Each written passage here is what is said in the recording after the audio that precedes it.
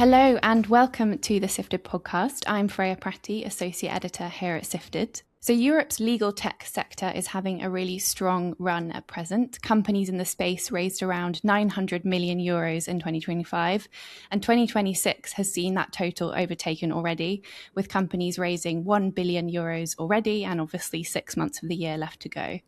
One of the companies that's part of that momentum is Lexroom, the Italian legal tech that's raised a $50 million Series B in May, and that was just 8 months after closing its previous funding round. Joining me today is Lexroom's CEO and co-founder, Paolo Fois. Hi, Paolo. Hi, Freya. We'll be talking through Lexroom's founding story, lessons from its fundraise, and Paolo's thoughts on the wider legal tech market. Thank you for joining us. Tell us a bit then to start off about the company's founding story. How did you come to start Lexroom? Yeah, it's an interesting story because we actually met with my co-founders, Martina and Andrea, in a venture builder.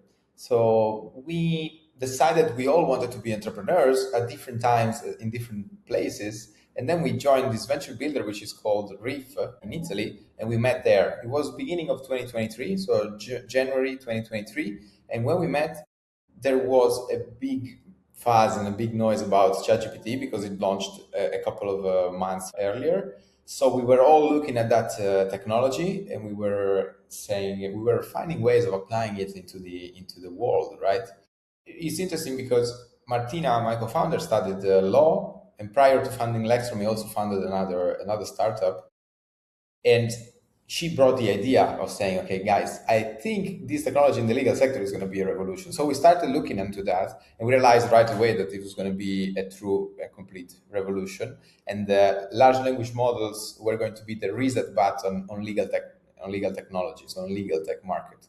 Before large language models, the legal tech market wasn't as appealing as it is today. And I truly believe that the legal tech market today feels like fintech was 5 or 7 years ago, right? So new technology applied into the sector, lots of happening. At that time, we felt it was the right sector to start working on. So as a background, myself, I started working when I was 19 in startups while I was studying engineering in Milan, again, Polytechnic University.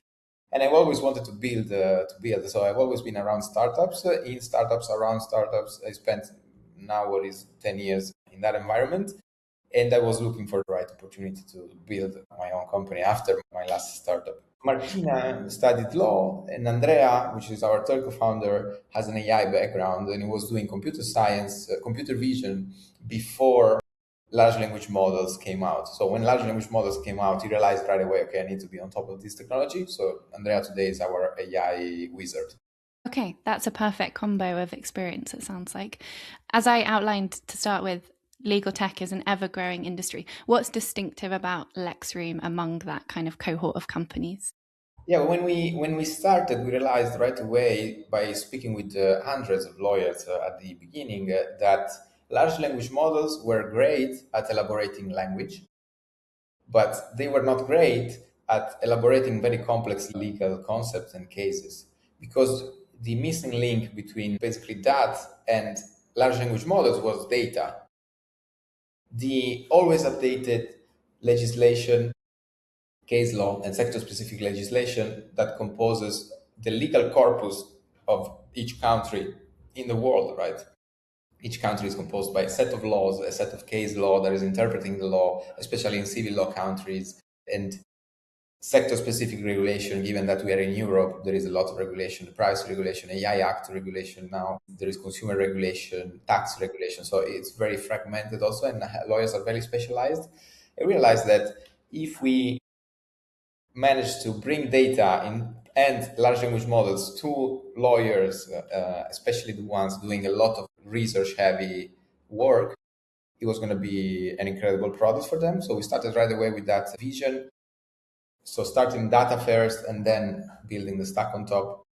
And it took us actually 1 year to build a proper database from which to then elaborate content. So June 2023, we founded the company. June 2024, we launched the product. And since June 2024, we've been growing quite nicely.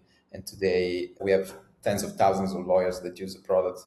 And which subsectors of law do they tend to come from? So when we started, we divided the legal corpus into different verticals.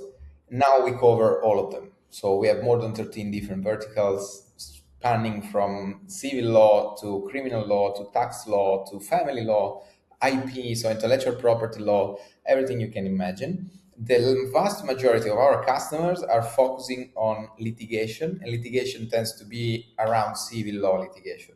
So these people are the lawyers that are making our legal system run, basically, the people that show up to court to defend your interest, in the face of law against someone. So these people are basically 95% of our customers, and I will categorize them as small and medium-sized law firms, meaning less than 10 lawyers inside the law firm, and this is our main focus. Can you give an example, perhaps for listeners who aren't within the legal industry or within the legal tech industry? How would a lawyer use your tools in, say, an everyday scenario that they're going through? The most common use case on our platform is litigation preparation. So a lawyer can upload every document regarding a case into Lexroom, and Lexroom connects directly with document management systems, with Drive, also Outlook, Word. We are very connected with their stack. And a lawyer can prepare the argument against someone or in defense of someone directly into Lexroom, because Lexroom is going and looking at all the precedents, all the laws applicable, all the regulation applicable, and it drafts already documents ready to be shipped to court or to be sent to the counterpart, to emails to be sent to the counterpart. So everything starts with the finding precedents and in finding relevant case law for that specific case, given all the context that we are giving Lexroom. And then with that, you can draft whatever you want and you can do whatever you want, basically. Okay, great. That's a really useful, concrete example. And what's your relationship then with the LLM companies? Who do you use and how do you kind of tweak their offerings, perhaps? We had a different approach compared to other players in this market when we started, which was to work very intensively on our AI stack. So we started right away to use multiple providers and fine tune pieces of the stack that were needed to do the research, to do the summarization, to do the chunking, for example. So there are multiple LLMs that we use on our stack, and some of them are fine tuned specifically for our use cases. And we work with every major provider for the state-of-the-art models. So today we're mostly with Google, and we are with OpenAI and Anthropic with less relevance. But we can switch model, especially the last part where you are generating something, not the research part, pretty easily. And that allowed us also to have control on our gross margin, which today is a pretty big topic in this sector, because when we worked on our retrieval augmented generation pipeline, we started optimizing also for token costs and optimized the model that was best at doing that job given the cost constraint. So today we managed to maintain a 75% gross margin, even with heavy LLM usage. Do you have any understanding of how that compares to other legal tech companies or other tech companies working with those LLMs at present as a kind of, or how are you trying to benchmark yourself on that? I would say a gross margin for another legal tech player using LLMs the way we are, it's about 40, 50. Okay, so nearly double. Yes. Yes. And then I want to dig into the Series B round because it's obviously a chunky fundraise, and I think it will give our listeners some interesting insights into fundraising at present. When did you start outreach for that, and how did you decide the figure that you were after and which investors you wanted to approach first? Talk us through the beginning of that process. Everything started with the Series A, basically. So we raised our Series A. We closed it in September last year. We started the process in July, because a couple of months. And in September, we had a plan to close the year at about 4 million in annual recurring revenue. And we got to December, we closed at 8 million. So it was double what the plan was at the beginning. So we realized that this market today is very deep, and the only limit is the speed of execution and the speed at which you can bring this product in front of customers everywhere in different geographies in the same segment. And so in January, we had some investors that were close to us that were looking at the company from the outside, and they asked for us to open a new round. And we realized, okay, if we can raise more capital, we should, because of what I just said. So because the only limit now is the resources that you Yeah. have and deploy. So we started the process in February 26th, at the beginning of this year. And when we started the process, 2nd of February, Claude Legal dropped, basically. So we were during our process, and there was already this news that was kind of disrupting the whole process, because everybody was trying to figure out what was going to be the impact of this technology, of this new launch, of this new product into the legal sector, and how these companies were going to be positioned. But we always knew that that could have been a possibility, and that, because given history repeats, or at least it rhymes, as they say, it was a chance. So we were ready, and we managed to close the process in about a month, I would say. So end of February, we had the term sheet signed, closed the round, then took a couple of months to get the legal together, closed the round. Okay, that's really interesting timing there, because I was about to ask you about Anthropic's legal prompts and what that means for you guys. How did you explain that to investors? How did you explain your positioning, particularly as you were mid fundraise when that dropped? Yeah, imagine I was in London, so I was actually taking meetings with investors, and I saw the news, and I got like hundreds of messages from current investors, from new investors that were looking at us, and from also our leadership team. So it was quite a journey. But history doesn't repeat itself, but it rhymes, as I said. Mm-hmm. And if you think what happened in every major platform shift of the last 4 years, the foundation layer company, which during mobile was Apple and Android, always tried to get into the application layer, especially for very high profitable and super use cases on top of their platform. If you think about, again, Apple, what they did with Apple Music was just going after the application, one of the most used application on top of their platform, which was Spotify at that time. And they always try to do music in a way, because it's one of the most valuable and most common use cases you can do on an iPhone, on a phone, right? So Mm. they try to get into that. And that's true also for other applications. If you buy an iPhone, you already have a bunch of applications on top without needing to download Google Gmail. You have already the emails from the iPhone. So that we knew was going to be true also on this new platform shift, which is this LLM wave. And the fact is that you can stay on top of the platform company, because what is the scarce resource here is focus. Focus is a very important resource for companies. And when you are a model companies, you are focusing on the first biggest use cases that you have on your platform, and second, on the biggest customers that you have potentially on that specific segment. And what we're seeing, that positioning ourselves in the SMB sector and catering to the needs of that specific niche customer, which is a super big niche, but still niche for these companies, is giving us a wedge, and is giving us the time to get to a certain size. And once we are at a certain size, stickiness is the key, right? So Yes. building a product that has a lot of context about what the lawyer is building and what the lawyer is doing. Context, I think, is the key word, and is going to be the key word for legal tech going forward. So context means knowing everything and being everywhere for the lawyer at every time. Do you fear that something like Anthropic could go further into those niches if the kind of wedges specificity, or are you comfortable that that's a tough thing to kind of gain the context of so many law firms? When you're thinking about the future of Anthropic's moves, what are your thoughts on that?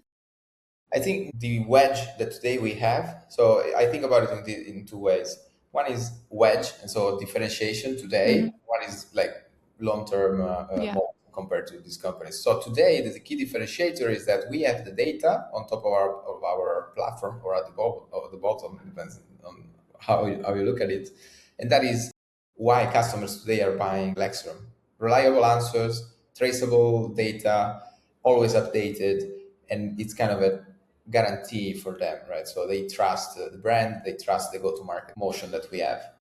And so that is a distribution advantage, that is a differentiating factor. Then there is the mode long term. The mode long term is going to come from the fact that these people, 65% of these people use our product every day. And so we do have a lot of context about what they're doing, what is their work, what is their worry, how do they like things to be written, where do they like to work, who are their customers, and so how do they like to serve their customer, which cases they worked on in the past, and we can leverage on this incredible amount of context that we have about the law firm to build the most specific and the most tailored features that we can. And so if you come in, a new player comes in, he needs to build all this context from outside, from the outside in. It's kind of difficult, and this is something that creates stickiness by itself.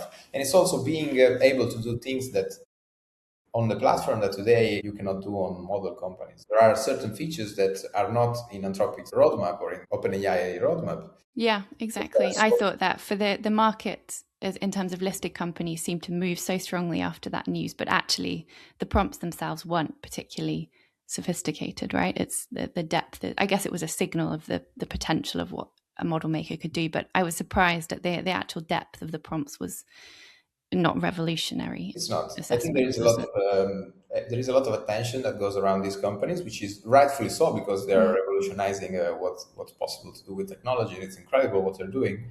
But given that there is a lot of attention on what they're doing, everything gets amplified to a level that then there is a big reality check after it, and you just look at it and it's like, okay, this is just a prompt for Claude, right? Yeah, exactly. Yeah. So, on stickiness, as you mentioned, because I agree, I think that will be part of the edge of specific companies as opposed to the model makers. Is there anything you can share on revenue, what you're targeting, what you're at, anything on that? I know you've shared last year's, but anything on how it's looking at present or what you're targeting for this year? Yeah, so we closed the year at 8 million in annual recurring revenue last year, and today we're doing about 20 million. So we doubled again this year, and consider that this is coming from small and medium law firms, mostly in Italy, Spain, and Germany. So these are our three markets. We plan to launch a new market every 3 months, in civil law countries, because there is this big divide between civil law and common law. So civil law countries and launch one every 3 months. And our end of year plan is to double again. So we're going to go from 20 to 40 million euros. Retention and stickiness of the product is looking very well. Is pretty strong, given that 65% of our customers use Lexroom every day, every single day. That's a helpful stat. Yeah. Lexroom. And they spend more than 5 hours per week on Lexroom. So these are top tier metrics, considering that this is the average. It's not our top users that are using Lexroom. This is the average user uses Lexroom 5 hours per week. So stickiness comes from context. We believe that context is going to be the key for these type of products in the future. Yes. I want to go further into where you're expanding to next and what you're going to do next with the product. But first, just to kind of close up the fundraise section, what are your top tips for founders currently raising for 2026 specifically? What are the questions you had investors asking? And another question to tack on, what's your advice to a founder if something like the Claude update drops mid fundraise? How do you navigate that? What are your tips for other founders?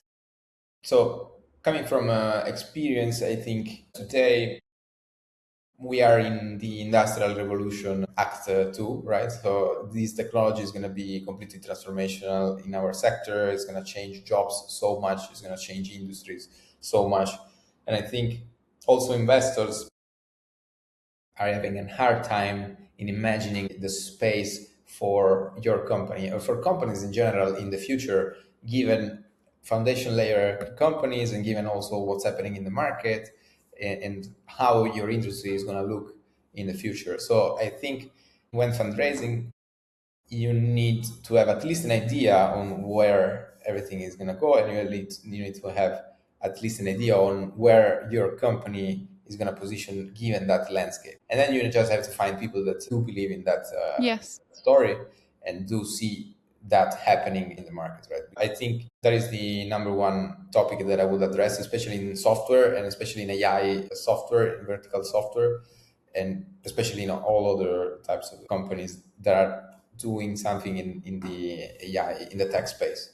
That is the tip number one that I would say. And yeah, then it's just a question of executing on your plan, executing on product roadmaps, etc.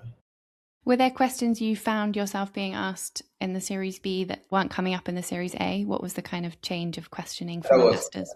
I would say the main change in narrative it was cloud legal, and so model companies moving into the vertical we are in. Mm-hmm. That was the top number one change we had, because during Series A it was a very short process, but it was, I would say, in back of mind kind of question that investor had at that time, and then in February it was kind of evident to everyone.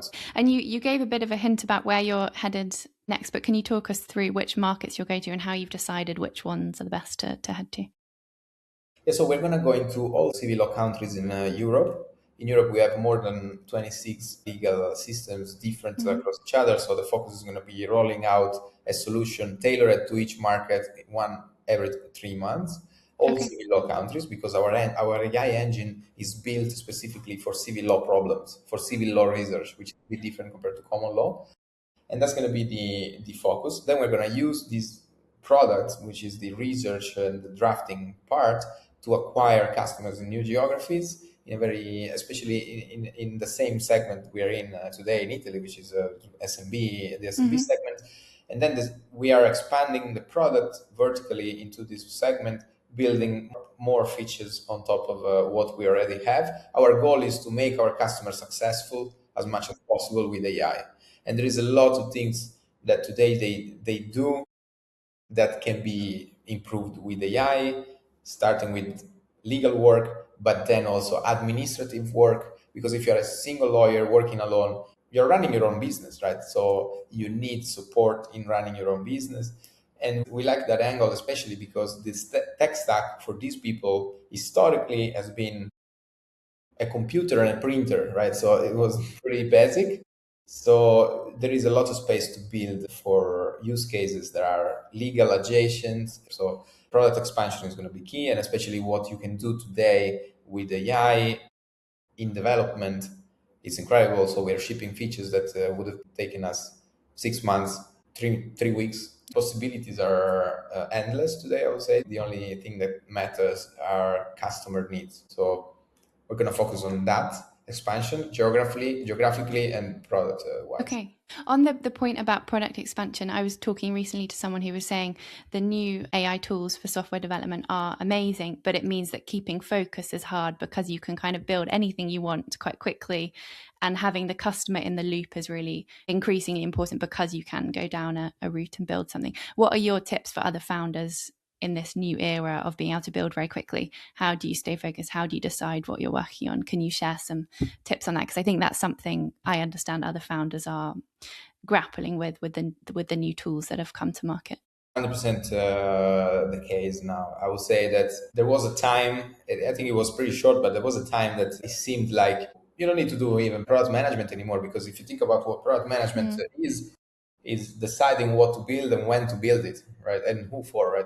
And it was important because you had limited resources and it took 6 months to build something. So it was very important to that feature was going to be used and important for your customers. But now that's the time to go to market for a feature and for development shrinked, and the investment is not that high. You can build a lot of things, right? But I think now it's even more important to decide what to build, because you can lose focus very quickly and the product can look like a Frankenstein, and it's very easy to just divert and build something that sounds okay, but then you give it to the customer and it's not great. But I would say that building with customers is the most important thing that we have at our disposal. Even our name comes from an interaction with customer. Lexroom, the name of the Oh yeah, company. explain it. I should have asked that at the start. Explain it.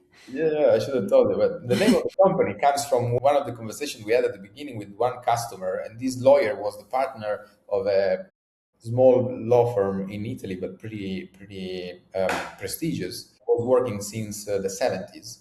So when he started working in the 70s, he was a trainee lawyer in this law firm, and he spent his first 2 weeks in a room full of legal books where he Ah, had all the case law, precedent case law, all the legislation, all the authoritative content, all the books you can imagine. And that room was called La Stanza della Lex in Italian, which is the Lex room. Lex is Latin for okay, law, yes. and room is just the room. Like, so we were like Lexroom, La Stanza Lexroom. That sounds an amazing name, like amazing for the name of the company. So we chose Yeah, that name, right? it's a good name. I like it. And And so what can you, on product development in this new age, what have you done about how you organize teams or perhaps the hires you make to use the tools to the best advantage, do you think? I think we are lucky compared to other companies to be building the company AI first rather than Mm. having to adapt to this new shift in Yeah. technologies. We are super lucky. We are very lucky to do the sizing of the teams based on the fact that we already have AI. We are lucky to organize the processes based on the fact that we have AI that is writing today 85% of the code that we are shipping is written by AI. AI is turning every developer into basically an engineering manager, if you want. He has a bunch of AI agents coding features for them, and then he's reviewing the code base. So even junior developers are engineering managers, and that means that for producing what you need to produce, you need less resources potentially, but with more AI and tokens. And the key there is to leave teams very lean. We think give ownership to people to ship complete features from 0 to 1, them very lean, very empowered. And what's very important to stay close to customers, because I think the key struggle that there is now is that you can do a lot of things in less time, but the cognitive capacity of your customers didn't change in the last year. So they can adopt a certain number of new things per month, per year. Even if you ship a lot of things, then you still need your customer to adopt your features and to use them. So that's very important. That's why it's very important to be focused on them and not on just building things for Yeah. the product, right? So Yeah. How big is your team now, and how big do you want to get to if you are planning to expand the team? So yeah, today we're about 170 split across 3 geographies, as I mentioned, Italy, Hmm. Spain, and Germany. In Italy, we have the product team sits in headquarters, and then we have go-to-market teams in Spain and Germany. And we are planning to double headcount by the end of the year. So we are hiring across all roles. Okay. And that's across all offices or as you expand into the new Yes, geographies? it's across all offices. Okay. So it's across Italy, Spain, and Germany. Okay. Great. And I understand you're also looking for M&A targets. Is that correct? And what do you want to use those acquisitions That, for? that's What do correct. you want to buy? That's correct. Also, because given that the company has a very healthy gross margin and the go-to-market engine is also very efficient, we've been very cash efficient with our finances in the history of the company. So to get here, we only burned 2 million in funds that we raised. Keep expanding, but it's just because the engine is profitable. We can afford. Yes. Yeah. So that leaves you with a big pot. Yeah, exactly. Yeah. We have a big war chest, and today we are looking at acquisition in 2 ways. It's based on the priorities that we have. So one is international expansion, and the other one is product expansion. So we are looking Okay. at acquisition in these two directions. Geographical expansion means acquiring something that is either selling to the same customer with a different product in another geography, or it's a product that can be similar to Lexroom's product in another geography, and then that is a geographical expansion move. Or it can be a product that is catering to needs, for example, in practice management area of a law firm to integrate into Lexroom. And then, big question as we get towards the end. You've talked about spreading the company out across Europe. What about globally? Do you think it's possible in this present moment to build something globally dominant out of Europe? Talk to me about the kind of positioning of the continent in all these questions. I think it's a once in a lifetime opportunity to be building in general and to be building in Europe as well. There is a big wave of companies coming out of Europe, but we are just one of them, right? And not even the biggest one. So that is demonstrating that you can build something meaningful in Europe. Europe has a lot of problems. I won't double down on them. I'm not a big fan of complaining, but it has also, I think, the right ingredients to do something meaningful, which are talent, ambition, and entrepreneurs, and capital. And capital is coming mostly also from outside of Europe investors. which is great. So investors coming in from the US or other geographies investing in Europe, and that is a combination that can yield great things for the whole continent. And I think there are multiple companies that are demonstrating that works. I think founders in Europe need to, and also ourselves, need to think globally and have an ambition to really go after big opportunities in a meaningful way, without fear of a failure, without fear of what comes as Europeans, and just go for it. I heard the phrase once from Alec Ross, which is a US Italian citizen that spent most of his career in the US and then moved to Italy, and then also spends lots of time in the US as well. That doing business in Italy and in Europe in general is like running a marathon with a backpack full of stones. Okay. So usually you need a stronger motivation. Yes. So it's harder, but you're fitter at the end. It's harder, but you're fitter. Yes, so that's interesting. I feel it. Yeah. What about, I know Lexroom is now a company spread across different countries across Europe, but what about the Italian ecosystem? How does that feel in 2026? Is the momentum we're seeing perhaps across Europe more generally, is that felt in the local ecosystem in your opinion? Yeah, 100%. We have incredible companies also being born in Italy. There is Vento, which is the sponsor of Reef, the venture builder where Lexroom was born. That is doing incredible work. They're investing in more than 100 startups per year, with either in Italy or with Italian founders. So they are doing an incredible job at feeding and seeding the ecosystem. There are success cases such as Bending Spoons public at the Nasdaq, which is demonstrating to everyone that the only limit is just your ambition in the end, and the guys are incredibly ambitious. There are lots of startups. We share the same investors with some of them, like JetHR Pillar, which is doing AI in construction, and JetHR, which is doing payroll and HR systems for Italy specific only. So the only thing that I would say about Italy is that Italy historically has had a problem, and now I feel like you're either solving the problem or you are the problem. You know what I mean? So it was historically complaining, complacency, status quo, regulation is something that is common to every geography in Europe, especially, but I would say also in the world. So you just need to roll up your sleeves and get to work. So, and there are a lot of people doing that. So yes. Capital is coming from the outside. Talent, it's here. People are also moving back from abroad to work here, and ambition is the only missing ingredient. Yeah, I've sensed that about Italy from conversations I've had recently. My last question to you then, in the spirit of offering advice to the founders that come after you, if you could say one thing to yourself on the day you started Lexroom, what would you say? What kind of mega gold nugget of advice would you go back and give yourself? That's an interesting question. I would say it's going to be tougher than what you think, but it's going to be better than what you think. It's also an incredible journey that you're embarking on. So I would say to all the founders, just enjoy the ride and don't give up. Yes, that's a great point to end on. And that's all we have time for. Thank you so much. That was really interesting. Yeah, loads of lessons for other founders, and you're building in a really exciting space. So thank you very much. We'll be following Lexroom here at Sifted. So follow our newsletters and our website for more updates on the company, including perhaps acquisitions when they start to be announced, as Paolo has said.